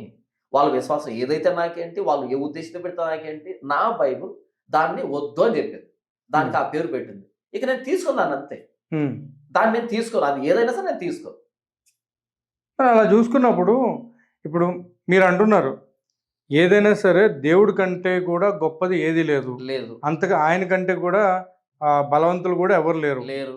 అలాంటప్పుడు ఆయన మీద అంటే ఆయన కంటే దెయ్యం బలమైందంటారా? అసలు బైబిల్ చెప్పలేదే కదా. మరి అలాంటప్పుడు తీసుకుని ఇప్పుడు అంతెందుకు, మనం ఇప్పుడు పంటలు పండిస్తున్నారు, ఇప్పుడు మీరు తినే ప్రతిదీ కూడా కొన్ని బయట టిఫిన్ చేసిన ఏదైనా కానీ ఫస్ట్ పూజ చేసి పెట్టడం జరుగుతుంది, మీరు తీసుకుని తినడం కూడా జరుగుతుంది. మరి అక్కడ లేని ప్రాబ్లము ఇక్కడ వాళ్ళు కూడా పెట్టినప్పుడు ఎందుకు వస్తుంది మీకు? అది పంట, ప్రసాదం కాదు. పంట అయినా ప్రసాదం కాదు. సరే, మీరు అట్లా అంటున్నారు. పంట ప్రసాదం ఏదైనా కానీ మొత్తం డేక్షలు తీసుకెళ్ళిపోయి ఫ్రంట్ పెట్టరు కదా. అలా కాదు. ఉమ్. ప్రసాదం అనేది ఏంటంటే ఆ విగ్రహం దగ్గర అర్పించింది, ఉమ్. దాన్ని దేవుడిగా భావించి వాళ్ళు అర్పించిందని ప్రసాదం అంటాం. ఓకే. ఈ పంట అనేది ధాన్యం. ఉమ్. వాళ్ళు దాన్ని పూజ చేసుకుంటారు లేదా ఇంకోటి చేస్తారు, వాళ్ళ వ్యక్తిగతం, అది నాకు సంబంధం లేదు. అది ధాన్యము, దానికి ఒక ధర నిర్ణయించారు, ఆ ధర పెట్టి నేను కొంటున్నాను. ఉమ్. ప్రసాదం అనేది ఏమి నాకు అమౌంట్ పెట్టి ఇచ్చేది కాదు. అది నేనేం గుడికి వెళ్ళి కొనుక్కోవట్లేదు దాన్ని, నేను స్టోర్కి వెళ్ళి కొనుక్కుంటున్నాను, ఆ కిరాణా షాప్కి వెళ్ళి కొనుక్కుంటున్నాను వస్తువు అది. మీరు అనేది ఏంటి, అది ఎలాంటిదైనా కానీ నేను ధర పెట్టి కొనుక్కుంటున్నాను కాబట్టి అది నాకు ఎట్లాంటి ప్రాబ్లం అంటారా? కటికవాని అంగట్లో దొరుకున్నది మనస్సాక్షి విచారం లేకుండా తినొచ్చు అని. కటికవాని అంగట్లో అంటే అమ్మేటువంటి వస్తువు, అక్కడ తీసుకొని తినొచ్చు ఆ బలి మాంసాన్ని. ఏది అమ్ముతున్నాడు అది వస్తువు అంతే, అది ప్రసాదం కాదు. అదే గుళ్ళో పెడితే ప్రసాదం అవుతుంది. ఓకే. అంటే ఇప్పుడు గుళ్ళో పెట్టకుండా వాళ్ళు మీ ఇంటికి తీసుకొచ్చి ఇచ్చారు, మీరు తీసుకుని తింటారా? తింటారు అంటే ఇక్కడ గుళ్ళో అంటే ఆ పర్టికులర్ ప్లేస్ అని కాదు, దానికి సంబంధించి నేను ఏది తీసుకొని దాంట్లో నుంచి వచ్చింది కానీ దానికి రిలేటెడ్గా ఏది తిన్నాను. దానికి ఇప్పుడు ఇంటికి తీసుకొచ్చి ఇచ్చారు, మేము తిరుమల వెళ్ళామండి నేను వచ్చారు, తిరుమలకి వెళ్ళలేదు కదా ఇక్కడ పెట్టేసేయండి అని కాదు. దానికి ప్రత్యక్షంగా పరోక్షంగా లింక్ అప్ అయిన దేంట్లో నేను పాలు పంపులు పొందను. అంతేందుకు నేను స్కూల్లో పనిచేసేటప్పుడు ఆ ఎంట్రన్స్ లో ఒక టేబుల్ ఉంది, ఆ టేబుల్ మీద పెట్టేవాళ్ళు. మేము తిరుపతికి వెళ్ళి వచ్చిన వాళ్ళు అది తెచ్చి అక్కడ పెట్టేవాళ్ళు. వచ్చే ప్రతి ఒక్క టీచర్ కూడా సైన్ చేయడం, అలా తీసుకొని వచ్చే కళ్ళద్దుకొని నోట్లో వేసుకొని వెళ్ళేవాళ్ళు అనమాట. నేను సైన్ చేసి అలా వెళ్ళిపోయేవాడిని. నైవేద్యాలు ప్రసాదాల గురించి అంటున్నారు కదా, ఇప్పుడు అవి అయినా కానీ ప్రేయర్ చేసి తినడానికి ఏమైనా ప్రాబ్లం ఏంటి? విషయాన్ని ప్రేయర్ చేసుకొని తిన్నాం అనుకోండి ఏమవుతాం అంటే ఇప్పుడు ఎవరైతే ప్రసాదాలని చెప్పిస్తున్నారో దాని విషయంగా మీరు పరిగణిస్తున్నారు. నేను దాన్ని విషయం అంటాంలే, నేను మీకు పోలిక చెబుతున్నాను. అంటే ఒక వస్తువు అంటే మీరు పోలికి చెప్పినా కానీ అర్థం అదే వస్తుంది కదా. కాదు, ఒక దాన్ని మీకు అర్థం చేస్తున్నాను. కొన్ని విషయాల్లో ప్రేయర్ చేయకూడదు అనే దానికి, దాన్ని నేను విషయం అంటాం లేదు, నాకేంటి పని, అది విషయం ఎందుకు వస్తుంది, భోజన పదార్థం అయితే వాళ్ళు ప్రసాదంగా భావిస్తున్నారు. నేను దాని విషయం అంటాంలే, నేను అంటున్నది ఏంటంటే కొన్ని విషయాల మీద ప్రేయర్ ఉండదు. నేను దొంగతనానికి వెళ్తున్నా, ప్రేయర్ చేసుకుని వెళ్ళొచ్చా? లేదు కదా. ఒకరిని మర్డర్ చేయడానికి వెళ్తున్నా, ప్రేయర్ చేసుకుని మర్డర్ చేయొచ్చా? లేదు. లేదా విషాన్ని తింటున్నాను, లేదా సారాయి తాగేటప్పుడు ప్రేయర్ చేసుకుని తాగొచ్చా? తాగకూడదు. అలాగే ప్రేయర్ అన్నది అన్ని విషయాలకు ఆపాదించబడదు. ఇప్పుడు మీరు ఇందాక చెప్పిన దానికి కూడా నాకు ఇప్పటికీ స్పష్టత రాలా. ఎందుకంటే ఇది జరిగింది ఇజ్రాయెల్ గురించి మాట్లాడారే కానీ మీరు భారతదేశంలో ఉన్న విగ్రహాలు కూడా ఆపాదించారు కదా. ఓకే, మీకు ఇంకా బాగా అర్థమయ్యేటట్టు చెప్తాను. అంటే మీరు అడిగేది కూడా మంచిదే, అది స్పష్టత రావాలి కదా. విగ్రహం అంటే ఎక్కడ చేసినా దాని విగ్రహం అని అంటారు. అవును, విగ్రహాలు అంటారు. చదివి వినిపిస్తాను, విగ్రహ రాధన గురించి నేను మాట్లాడుతున్నాను. చదివి వినిపిస్తాను. రోమిలకు రాసిన పత్రిక, అపోస్తలుడైన పౌలు రోమిలకు రాసిన పత్రిక 1వ అధ్యాయము 21 నుంచి, మరియు వారు దేవుని ఎరిగియు, అంటే మనుషులు ఎరిగియు ఆయనను దేవునిగా మహింపరచలేదు, కృతజ్ఞతాస్తులు చెల్లింపలేదు, కానీ తమ వాదములందు వ్యర్థులైరి. వారి అవివేక హృదయం అంధకారమాయను, తాము జ్ఞానులమని చెప్పుకొనచ్చు బుద్ధిహీనులైరి. ఎవరు? దేవుడిగా అంగీకరించిన వాళ్ళు. వాళ్ళు ఏం చేశారంట, వారు అక్షయుడగు దేవుని మహిమను క్షయమగు మనుషుల యొక్కయు, పక్షుల యొక్కయు, చతుస్పాద జంతువుల యొక్కయు, పురుగుల యొక్కయు ప్రతిమా స్వరూపంగా మార్చరి. దేవుణ్ణి వద్దనుకున్నారంట, ఆ దేవుని మహిమను ఎలా మార్చారంట, మనుషుల, పక్షుల, జంతువుల, పురుగుల రూపాల్లో దేవుని చూశారంట, దేవుని మహిమను చూశారంట. ఇప్పుడు చెప్పండి, ఏ దేశమైనా సరే, అది భారతదేశమే కాదు, ఏ దేశమైనా సరే విగ్రహాలు అంటే ఏం కనపడతాయి? మనుషుల విగ్రహాలు, పురుగుల విగ్రహాలు, పక్షుల విగ్రహాలు, జంతువుల విగ్రహాలు, ఇవే కనిపించేది. బైబిల్ చెప్పలేదా స్పష్టంగా? విగ్రహారాధన ఎక్కడైనా విగ్రహారాధనే. దేవుణ్ణి కాకుండా దేవుడి స్థానాన్ని ఇంకొకరికి ఇచ్చే ఏదైనా విగ్రహమే. మరి అలా చూసుకుంటే క్రిస్టియన్స్ లో కూడా వాళ్ళు విగ్రహాలని పెట్టుకుని మరి పూజలు చేసి కొబ్బరికాయలు కూడా కొడుతున్నారు కదా. ఈ మధ్య కొత్తగా వాళ్ళు యేసు మాలాన్ని కూడా తీసుకుని వచ్చారు. నేను మీకు ప్రారంభంలో చెప్పాను, RCM అనేదాన్ని చెబుతూ అక్కడ ఏమన్నా నేను, వాళ్ళు బైబుల్ పట్టుకున్న హైందువులే తప్ప వాళ్ళు క్రిస్టియన్స్ కాదు అని చెప్పాను. అంటే లేదు, ఇప్పుడు ఫాలో అయ్యే ప్రతి ఒక్కళ్ళు RCM కాదు కదా. ఒకటి నేను మీకు ప్రారంభం చెప్పాను, క్రైస్తవుడికి ప్రమాణం ఏంటి? క్రైస్తవుడికి ప్రమాణం బైబుల్ దాటిపోతే వాడిని క్రైస్తవుడు అనొచ్చా? కాదు, అనకూడదు. మరి బైబిల్ నేను చదివి వినిపించాను, ఆకాశం ఉంది కానీ భూమి మీద కానీ భూమి క్రింద నెల కానీ ఏ రూపాన్ని చేసుకోకూడదు, సాగిలు పడకూడదు అని బైబిల్లో రాయబడిన తర్వాత మరలా దాన్ని చేశాడంటే వాడు క్రైస్తవుడు ఎందుకు అవుతాడు? కాడు. తొండం లేనప్పుడు దాన్ని ఏనుగు అనరు, తొండం లేనా ఏనుగు అనరు. బైబిల్ పాటించడాన్ని, బైబిల్ దూరంగా ఉండేవాడిని క్రైస్తవుడని అనకూడదు, అంతే. మరి అలా చూసుకుంటే చాలా మంది పాస్టర్లు దశమ భాగం గురించి వచ్చే ఫాలోవర్స్ అందరం కూడా వేధించడం ఎంతవరకు కరెక్ట్ అంటారు? ఒకటి వాళ్ళని ఎట్లా అంటే అసలు నీచులు నికృష్టులు అనడమే కాకుండా వాళ్ళని సన్నాసులు ఎదవలు. ఈ కెమెరా ముందు చూస్తున్నటువంటి యావత్తు సమాజానికి నేను చెప్తున్న విషయం ఏంటంటే, ఏ పాస్టర్ అయితే దశమ భాగం ఇవ్వండి అని అంటాడో వాడికి బైబిల్ తెలియదు అని అర్థం. మళ్ళీ ఒకసారి చెప్తున్నాను, మళ్ళీ చెప్పండి. ఏ పాస్టర్ అయితే దశమ భాగం ఇవ్వండి అని అంటాడు వాడు అసలు పాస్టరే కాదు. అంటే పాస్టర్ కాదు నేను అదంటలేదు, కానీ బైబిల్ తెలియదు ఆ వ్యక్తికి. ఒకవేళ ఇప్పుడు నేను ఈ స్టేట్మెంట్ ఇవ్వక ముందు కనుక ఆ వ్యక్తి చేస్తుంటే ఇబ్బంది ఏం లేదు, తెలియనప్పుడు అందరూ తప్పు చేస్తాం. ఇక మీదట మరలా దశమ భాగం ఇవ్వండి అని ఎవడైనా అన్నాడంటే కనుక వాడు బైబిల్ని గౌరవించట్లేదు. ఎందుకు అని అంటే, క్రొత్త నిబంధనలో దశమ భాగాన్ని అపోస్తులు అడగలేదు. పాత నిబంధనలో దేవాలయం ఉన్నప్పుడు, ప్రత్యక్ష గుడారం ఉన్నప్పుడు, లేవియ వ్యవస్థ ఉన్నప్పుడు, యాజక ధర్మం జరుగుతున్నప్పుడు, బలులు, హోమాలు, అర్పణలు, నైవేద్యాలు ఉన్నప్పుడు లేవియ గోత్రం పోషించబడడానికి, దేవుని సేవ జరగడానికి మిగిలిన 12 గోత్రాలు దశమ భాగంతో దేవుని సేవను కొనసాగించారు. అయితే క్రొత్త నిబంధనలో దేవాలయం లేదు, బలులు, నైవేద్యాలు, అర్పణలు, హోమాలు లేవు, ఆ లేవియ వ్యవస్థ లేదు. కాబట్టి ఇప్పుడు ఒక గోత్రాన్ని పోషించే బాధ్యత మిగిలిన గోత్రానికి లేదు, అసలు గోత్రాలు లేవు. ఇప్పుడు ఒక కుటుంబాన్ని పోషించడానికి అందరూ దశమ భాగం ఇవ్వాల్సిన అక్కర్లేదు. ఒక చర్చికి 200 మంది వస్తున్నారు అనుకోండి, 200 మంది దశమ భాగం ఒక్కొక్కరు 2000 తీశారనుకోండి, 2000 ఇంటూ 200 ఎంత అవుతుంది? 2 లక్షల రూపాయలు అవుతుంది. అంటే నెలకి 2 లక్షల రూపాయలు ఈ వ్యక్తికి ఇస్తే, ఏది నెల రోజు మాత్రమే, మిగిలినటువంటి 3 ఆదివారాలు ఉంటాయి కదా, 3 ఆదివారాలు కనీసం 100 రూపాయలు 200 అయినా వేస్తారు కదా. ఇప్పుడు ఒక పాస్టర్ అమ్మ, 2 పిల్లలు, ఇంకిద్దరు ఉంటే ఒక 6 మంది కుటుంబాన్ని నెలకు 2 లక్షలు ఇచ్చి పెంచి పోషించారనుకో, వీడికి ఏం చేయాలో తెలియక వెళ్ళి రియల్ ఎస్టేట్ వ్యాపారం చేస్తాడు. అవునా? ఇప్పుడు జరుగుతున్న దరిద్రాలని అవే. నేను చెప్పింది 200 మంది ఉండేది మాట్లాడుతున్నది, 2000 వేసుకుంటే మాట్లాడుతున్నాను. ఇప్పుడు 1,00,000 మంది కంటే పైగా వస్తున్నా అని చెప్పుకున్నట్టు చర్చలు ఉన్నాయి. ఎన్ని లక్షలు వస్తున్నాయి, ఎంత డబ్బు వస్తుంది, కాబట్టి విపరీతమైన వికృత చేష్టలని చేస్తూ ఉన్నారు. ఇక్కడ ఏం చెప్తున్నానంటే, ఇప్పుడు ఉదాహరణ మీకు కొడుకున్నాడండి, మీకు కొడుకున్నప్పుడు వాడు 8th క్లాస్ చదువుతున్నాడు. 8th క్లాస్ చదువుతుంటే వాడికి ఉదయాన్నే వెళ్ళేటప్పుడు పాకెట్ మనీ ఎంత ఇస్తారు మీరు?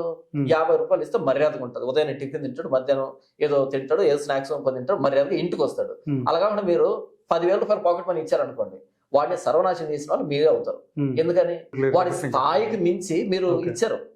వాడి స్థాయికి మించి ఏం చేయాలో తెలియదు. వాడికి రోజు 10,000 ఇస్తున్నారు, వాడు ఏం చేయాలో తెలియదు. దాన్ని ఖచ్చితంగా ఏం చేస్తాడు? పార్టీలు అంటాడు, పబ్బులు అంటాడు, సినిమాలు షికార్లు అంటాడు, చెనగొండ తింటాడు. అదే 50 రూపాయలు ఇచ్చినప్పుడు కూల్ డ్రింక్ తాగుతాడు, 10,000 ఇచ్చినప్పుడు ఏం తాగుతాడు మనకు తెలియదు ఇక కదా. కాబట్టి ఏంటంటే, వాడి స్థాయికి మించి ఇచ్చి వాడి పెద్దోడిని చేసి వాడిని నాశనం చేసిన వాళ్ళు తల్లిదండ్రులుగా మీరు అవుతారు, ఇక్కడ క్రైస్తవులు అవుతారు. కాబట్టి దశమ భాగం అనేది కొత్త నిబంధన పదం కాదు. కొత్త నిబంధనలో కనీసం కానుక ఇవ్వండి అని కూడా అడగలే, కానుక ఇవ్వండి అని కూడా అడగలే. అయితే వాక్యోపదేశం చేసేవాడికి, వాక్యాన్ని వినేవాడు అన్ని విషయాల్లో మంచి పదార్థాలు ఇవ్వాలి. ఎందుకంటే ఇప్పుడు ఒక టీచర్ ఎలా సర్వైవ్ అవుతాడు? గవర్నమెంట్ జీతం ఇస్తుంది, ఓకేనా? లేదా ఇక్కడ పిల్లలు ఫీజు కడతారు, దాని రూపంలో వీళ్ళకి వస్తుంది. అలాగే నేను పాస్టర్గా నేను పోషించబడాలంటే సంఘమే నన్ను పోషించాలి. నేను వాళ్ళ కోసం ప్రయాసపడుతున్నా కాబట్టి వాళ్ళు నన్ను పోషించుకోవాల్సిన బాధ్యత. ఎంత ఇవ్వాలి అన్నది వాళ్ళ మనసాక్షికి తెలుసు, ఓకేనా? ఎంత అవసరం ఉంది తెలుసు. నేను అడిగాను అనుకోండి ఇవ్వండి అని, నేను భిక్షగా అన్న అవుతాను. ఒకవేళ అడగొచ్చు, ఎప్పుడు అడగొచ్చు? నా చర్చిలో మనం ఈ కార్యక్రమం చేస్తున్నాం, ఇంత అవసరం ఉంది, ఇంత ఖర్చు ఉంది అని చెప్పడంలో మర్యాద ఉంది. ఎందుకంటే మన ఇంట్లో ఆర్థిక లావాదేవీల గురించి మనం డిస్కస్ చేసుకుంటాం. కానీ మైక్ పెట్టి కెమెరా పెట్టి మొత్తం ప్రపంచానికి ఊతున్నాం అనుకో, అదే పనిగా ఊతున్నాం అనుకో, ఎప్పుడో సంవత్సరానికి ఒకసారి మాట్లాడావు, మంచిది. ఈ విధంగా చర్చలు అవసరాలు ఉన్నాయి, ఎందుకు మీరు స్పందించట్లేదు? గౌరవం ఉంటుంది. ఏది అడప 24 గంటలు ఎప్పుడు నోరు తెరిచినా, ఎప్పుడు మైక్ ఆన్ చేసినా, ఎప్పుడు కెమెరా ఆన్ చేసినా ఇవ్వండి అంటున్నావు అంటే నువ్వు ఎవరు వెంతకి భిక్షగా అడుగుతున్నవాడు? 4 రోడ్డు జంక్షన్ దగ్గర సర్కస్ చేసేవాళ్ళు 4 ఫీట్లు చేసి ఆ బొచ్చిచ్చి పంపిస్తారు, అమ్మ 10 రూపాయలు 5 రూపాయలు ఏంటని. అది కూడా వాళ్ళు విన్యాసాలు చేసి పంపిస్తారు. వీడు ఏ విన్యాసం లేకుండానే, అంటే ఏమి భక్తి నేర్పించకుండా ఇవ్వండి అని మాట్లాడుతున్నాడు అంటే అసలు వీడిని ఏమనాలి? నిజమైన పాస్టరు, బైబిల్ ప్రకారమైన పాస్టరు ఇవ్వండి అని అడగలేడు, మనసు రాదు. నిజమైన పాస్టర్, బైబిల్ ప్రకారమైన పాస్టర్ ఇవ్వండి అని అడగలేడు. నిజమైన పాస్టర్ ఎవరిని ఇవ్వండి అని అడుగుతాడంటే, ఎవరికైతే ఆయన సేవ చేస్తున్నాడో, ఏ దేవుడికైతే ఆ దేవుని ఎదుట మోకరించి, ప్రభువా నేను నీ సేవ చేస్తున్నాను కదా నాకు ఇవ్వు అని అడుగుతాడు. నేను అదే చేస్తాను. అయితే ఇక్కడ ఇంకో విషయం చెప్పంటావా, నేను నిజంగా సేవ చేసినప్పుడు ఆయన్ను అడిగే లోపే నాకు వచ్చేస్తుంది. ఎందుకంటే అంతకు మించిన నమ్మకమైన యజమాని ప్రపంచంలో ఎవరు లేడు. పనివాడు జీతానికి పాత్రుడు, పనివాడు జీతానికి పాత్రుడు అని చెప్పిన ప్రభు అయిన యేసుక్రీస్తు వారికి మించినటువంటి యజమాని, నమ్మకమైన యజమాని లేడు. కాబట్టి నేను అడక్క ముందే నా అవసరాలన్నీ తీర్చే దేవుడు ఆయన. నేను ఆయన సేవ చేస్తున్నప్పుడు నన్ను ఆయన పోషిస్తాను, నన్ను నడిపిస్తాడు, తక్కువ చేయడు ఆయన. నిజమైన పాస్టర్ కానుక అడగడు.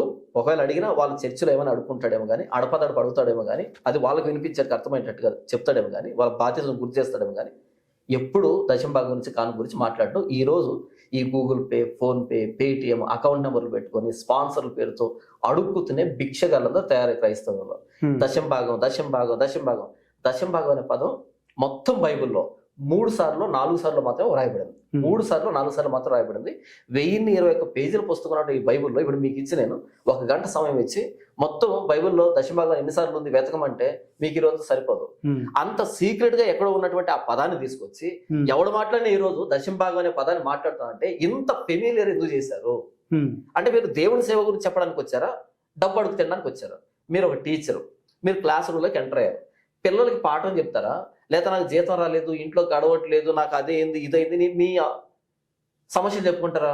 ఒకవేళ మీరే కనుక క్లాస్ రూమ్లోకి ఎంటర్ అయిన తర్వాత నా ఇంట్లో ధాన్యం అయిపోయింది, నాకు బట్టలు లేవు, నాకు ఆరోగ్యం బాగాలేదు, నాకు అది ఇది చెప్తున్నాను అనుకో, మొదటి రోజు పిల్లలు వింటారేమో కానీ జాలిపడి, రెండో రోజు అనుకుంటారు ఎందుకు వీడు అడుగు తినేవాడా లేకపోతే మీరు టీచర్ అనిపిస్తుంది. టీచర్ గా క్లాస్ రూమ్లోకి ఎంటర్ అయిన తర్వాత తిన్నా తినకపోయినా సరే నీట్గా ఇన్స్ట్రక్ట్ చేసుకొని, టై వేసుకొని, షూ వేసుకొని, నీట్గా దూకొని హుందాగా క్లాస్ రూమ్లో లెసన్ చెప్పు. ఆఫీసులో కొట్లాడు, కాలర్ పట్టుకున్నాడు, ఎందుకు నా శాలరీ ఎక్కడని అడుగు. అది అడగాల్సినటువంటి ప్లేస్, అది పద్ధతి. ఆఫీసులోకి వెళ్ళి ప్రిన్సిపాల్ కాలర్ పట్టుకుని నాకు జీతం రాలే అని అడుగు. కానీ క్లాస్ రూమ్లోకి ఎంటర్ అయ్యావా, ఆ డిగ్నిటీ మెయింటైన్ చేయి. నువ్వు టీచర్ పోయి లెసన్ చెప్పాలి వాళ్ళకి కదా. చర్చ్ పుల్పిట్ మీదకి వచ్చిన తర్వాత సంఘానికి ఏం కావాలో చెప్పు, వాక్యం చెప్పు, బైబుల్ ఎలా ఉంది, ఏసుకో ఎలా చెప్తాను చెప్పు, హుందాగా డిగ్నిటీగా చెప్పు, తినపోయినా చెప్పు.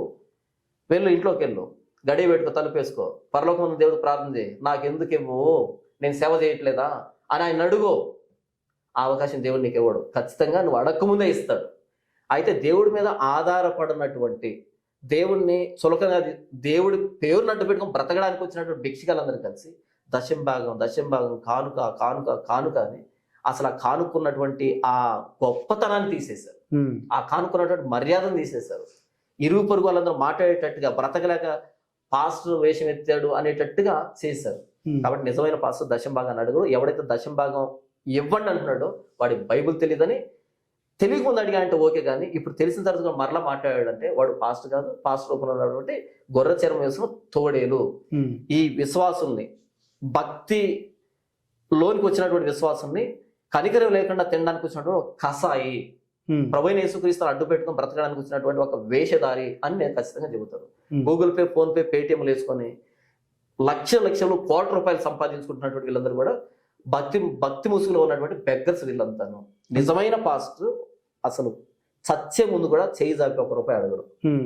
అంటే ఇప్పుడు ఎట్లా ఉందంటే చాలా మంది పాస్టర్లు సపోజ్ వాళ్ళ సంఘంలో ఎవరైనా కానీ కొంచెం దూర ప్రయాణాలకి అక్కడికి వెళ్తున్నారు.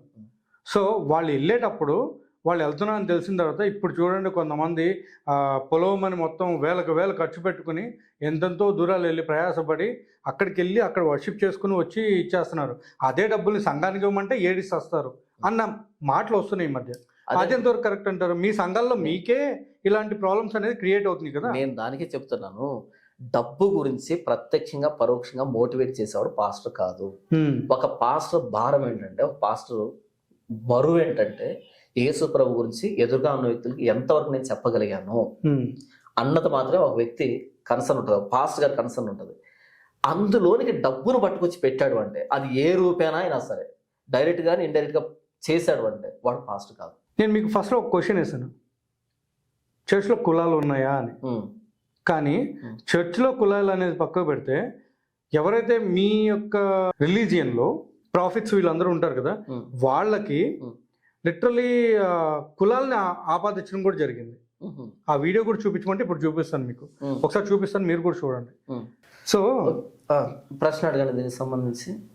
ఇప్పుడు మీ యొక్క ఎట్లా అంటే ఇప్పుడు క్రిస్టియానిటీలో కులాలు లేవని మీరు అన్నారు, అవును. కానీ ఇక్కడ చూస్తే ఆఖరి ఎవరైతే మీరు నమ్మేటువంటి పాస్టర్ అది వాళ్ళని ఏమంటారు